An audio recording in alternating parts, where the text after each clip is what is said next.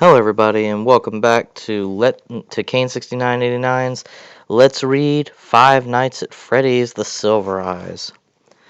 Now, I believe we just finished part 4. I believe it's been a while since I've read, guys, and I'm sorry it took me a lot longer to get back to this than I thought. But we're gonna go ahead and go through another 10 pages, and I'll get this up to you guys, and hopefully I'll get this up to you guys within a reasonable time. All right, here we go. Later, and it's still out of order. Don't touch it, Charlie thought. I had one birthday back here, John said. It was out of order then, too. He took hold of the edge of the curtain and rubbed the glittered fabric between his fingers. No, Charlie wanted to say again, but stopped. You're being silly, she chided herself. Do you think he's still back there? Jessica said playfully, threatening to make the reveal with one giant swing of the curtain. I'm sure he is. John gave a false smile, seeming uncomfortable for the first time. Yes, he's still here, Charlie thought. She stepped back cautiously, suddenly becoming aware of the drawings and posters surrounding them like spiders on the wall. Charlie's flashlight carefully inched from picture to picture, all depicting different variations of the same character. A large and energetic pirate fox with a patch over one eye and a hook for a hand, usually swinging in to deliver a pizza to hungry children. This is the room where you were the one hiding under tables, Jessica said to Charlie, trying to laugh. But you're a big girl now, right? Jessica climbed up on the stage unsteadily, almost losing her footing. John reached out a hand to steady her as she righted herself. She giggled nervously, looking down at the others as though for guidance, then grabbed hold of the tasseled edge of the fabric. She waved her other hand in front of her face as dust fell from the cloth. Maybe this isn't a good idea, she laughed, but there was an edge to her voice, like she really meant it, and she looked down at the stage for a moment, as though poised to climb back down. Still, she didn't move, taking the edge of the curtain again. Wait, John said, can you hear that? They were all dead quiet, and in the silence, Charlie could hear them all breathing. John's breaths were deliberate and calm, Jessica's quick and nervous. As she thought about it, her own breathing began to feel odd, like she had forgotten how to do it. I don't hear anything, she said. Me neither, Jessica echoed. What is it? Music. It's coming from... He gestured back the way they had come. From the stage? Charlie cocked her head to the side. I don't hear it. It's like a music box, he said. Charlie and Jessica listened carefully, but their blank expressions didn't change. It stopped, I guess. John returned his gaze forward. Maybe it was an ice cream truck, Jessica whispered. Hey, that wouldn't be so bad right now. John appreciated the levity.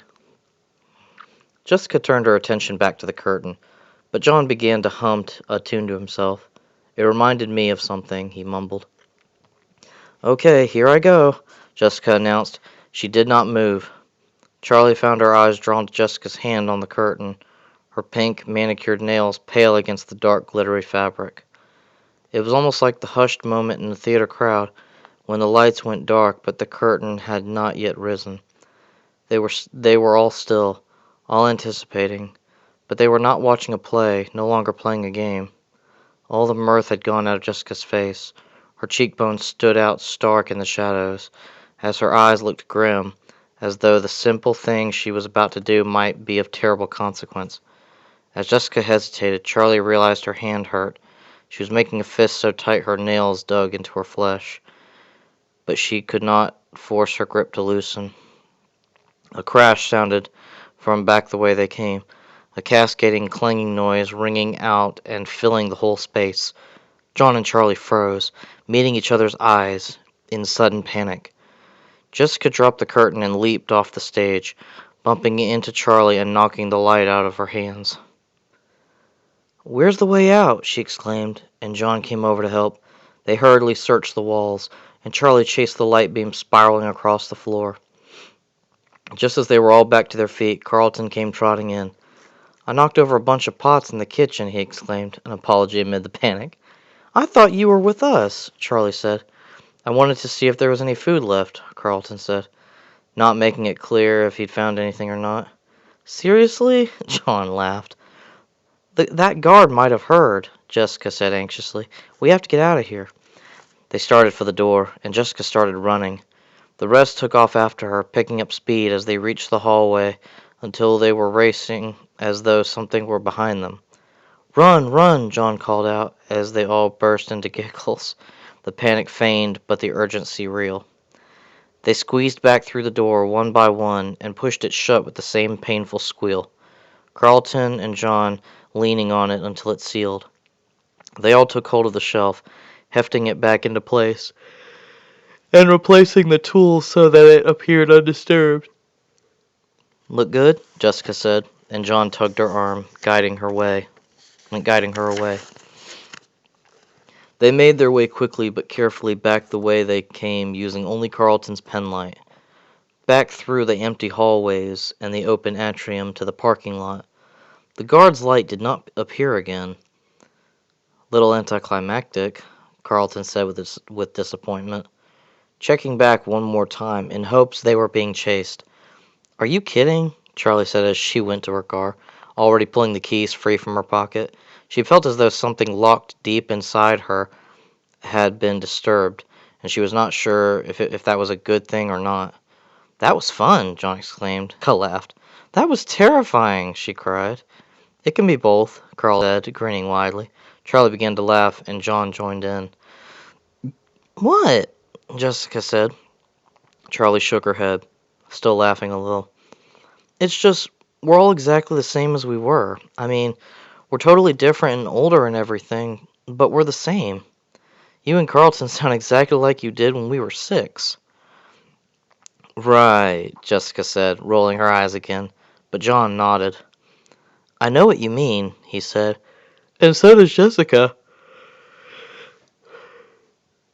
She just doesn't like to admit it." He glanced back at them all. "Is everybody sure that guard didn't see us?" "We can outrun him now," Carlton said reasonably, his hand resting on the car. "I guess," John said, but he did not sound convinced. "You haven't changed either, you know," Jessica said with a certain satisfaction. "Stop looking for problems where there aren't any." "Still," John said, glancing back again, "we should get out of here. I don't want to push our luck." "See you all tomorrow, then," Jessica said as they parted ways.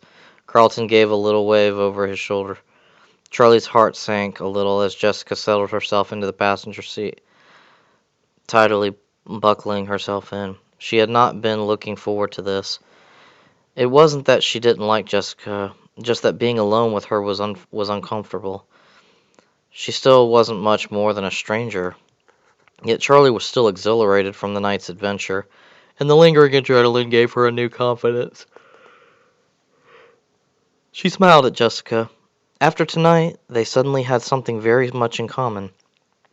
Do you know which way the motel is?" she asked, and Jessica nodded and reached for the purse down at her feet. It was small and black with a long strap, and on the drive to the construction site, Charlie had already seen her remove a lip gloss, a mirror, a pack of breath mints, a sewing kit, and a tiny hairbrush. Now she pulled out a small notebook and a pen. Charlie smiled. "Sorry, how much stuff do you have in that thing?" she asked, and Jessica looked at her with a grin. "The secrets of the purse must not be disclosed," she said playfully, and they both laughed. Jessica started reading Charlie the directions, and Charlie obeyed, turning left and right without paying much attention to her surroundings. Jessica had already checked in, so they went straight to their room, a small beige box of a room with 2 double beds covered in shiny brown spreads. Charlie set her bags on the bed closest to the door, and Jessica went to the window. "As you can see, I splurged on the room with the view," she said, and flung the curtains open dramatically to reveal 2 dumpsters and a dried-out hedge. "I want to have my wedding here." "Right," Charlie said, amused. Jessica's prim demeanor and fashion model looks made it easy to forget that she was smart as well.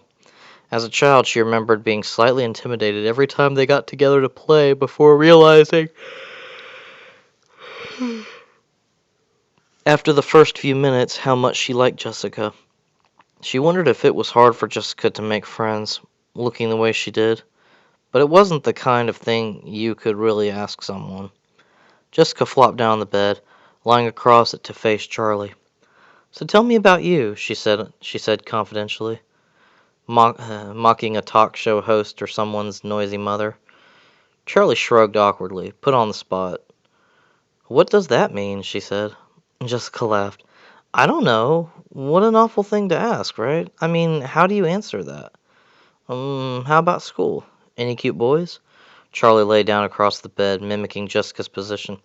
"Cute boys? What are we, 12? Well," Jessica said impatiently. "I don't know," she said. "Not really." Her class was too small. She had known most of the people in it since she moved in with Aunt Jen, and dating anyone, liking them like that, seemed forced and altogether unappealing. She told Jessica as much. "Most of the girls, if they want to date, they date older guys," she said. "And you don't have an older guy?" Jessica teased. "Nah," Charlie said. "I figured I'd wait around for our batch to grow up." "Right," Jessica burst out laughing before quickly thinking of something to share. "Last year there was this guy, Donnie," she said. "I was gaga for him, like, really. He was so sweet to everyone. He wore all black all the time, and he had this black curly hair so thick all I could think about was when I sat behind him was burying my face in it. I was so distracted I ended up with an A- in trig. He was super artistic, a poet, and he carried around one of those black leather notebooks.